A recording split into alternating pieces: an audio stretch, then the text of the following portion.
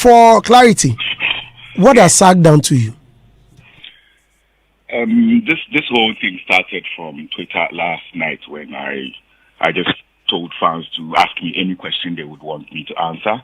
So one of them came with a question about whether or not I would work with SARK again and when was the last time we worked. So I said point blank that I don't think I would need a verse from SARK, but if he ever does need one, I'm not going to do it because I have my reasons why I said that. So I was telling him because I know the person that's asking me is obviously a SARK fan and a SAMINI fan and would want to see that collaboration happen. I have a few instances where SARK has disrespected me, but I didn't bring it out in public. But from how SARK Nation has risen on the Twitter thing and are disrespecting me even further for me coming out to spill the fact that something was done to me some years back that I didn't feel good about. But then I just felt like at 41, I don't have to hold anything back and I don't have to let anybody feel special in their corner when I know that I felt shortchanged. First of all, when SARK sent me the track for Love Rocks, I did it under 24 hours and sent him the song. Then somewhere along the line, I was in London. He sent me a certain track. I was down in Cuffley in the studio. I did it under 24 hours and sent him the verse. Ask him, anytime he sends me a WhatsApp message, it takes me, less than 5 minutes. I'm good on communication. I don't know about him. It takes me less than 5 minutes. I'll respond to you. I'll tell you the truth, what I'm about, what I can do and what I can't. If you message SARK, he would not respond. And I heard Kwalketi also complain about that. So I thought, okay, maybe that's the way he is. No problem. He's not my friend like that. And he will attest to that. Like, we don't talk, we don't call each other. There's no reason why we should have a beef. Nothing. But my thing here was that when I did everything that he ever asked me to do in time and on time, I expected that he would know that my principles towards work is such that if you can do it, let me know you can. If you can't, cool. I sent him, he expressed interest with my own remix. So yeah, I sent him the original beat, the reggae beat. He did his verse. They sent the files, and then I put the files on a remix beat. Obviously, he wanted to be on the original beat, but I thought that would distort the history of the track because I have the original track, which is me by myself, and that's how it was a hit. So if it's a remix, if a remix is an interest, let's put it out, but let's put it out as a remix.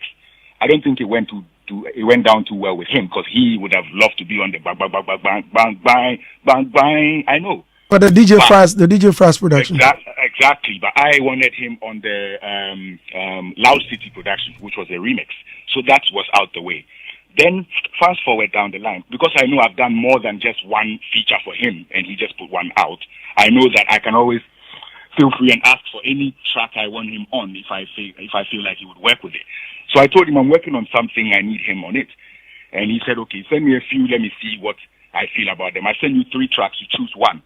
And then you ask me, is it an album or is it a single or what are you doing? I'm like, yeah, I'm working on an EP and this is the very last track.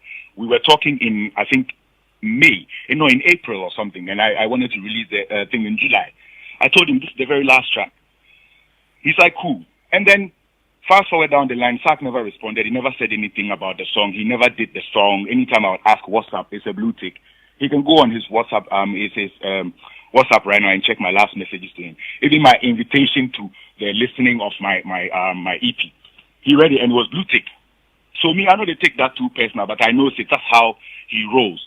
But when the fans came at me, like, okay, why am I feeling too entitled by saying, hey, I asked him for a verse and he didn't do it. Here's the background to what I mean by I would not expect to do anything with him, because if I ask him for a track or if I have an arrangement for him to send me a track, he would delay me. But I don't delay people. Luckily for me, I don't need anybody's verse or anybody's chorus to make a hit song. You can play my catalog. The only song I have on my catalog that's a hit song featuring someone else is Wizkid's Time Bomb.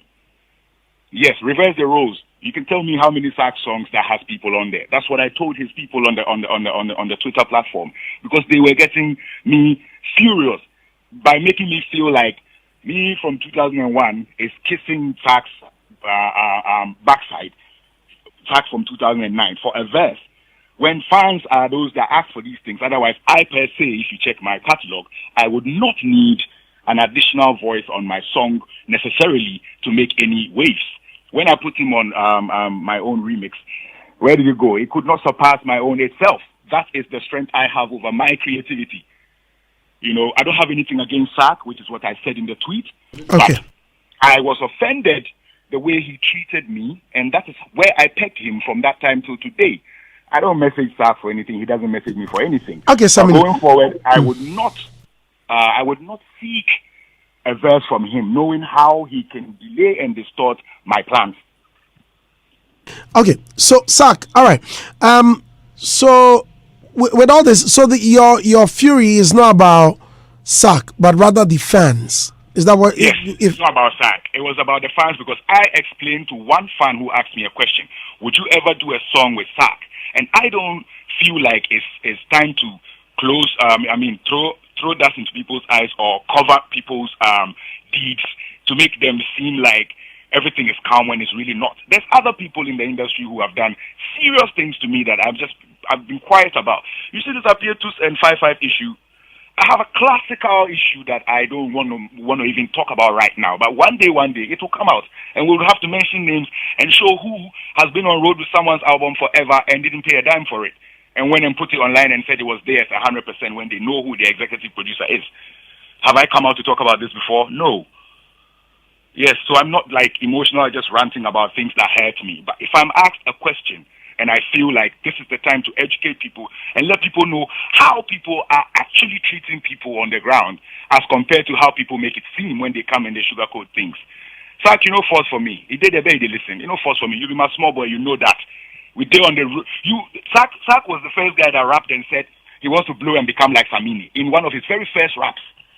Later on, when he went out and said, Kobisa Yogi Dogi de Sonny Bali de Kobisa Sonny Bali de Yogi de Samini. I mean, besides, he said, then Yogi de Samini. No. After about radio, so they asked him, he said he's not really a Samini fan, so he doesn't really listen to the songs like that, so he doesn't know the song they're talking about. Same guy that said in his earlier freestyles that he wants to be like Samini. Guess what? Here is the Samini in 2023 still, my guy. Don't play.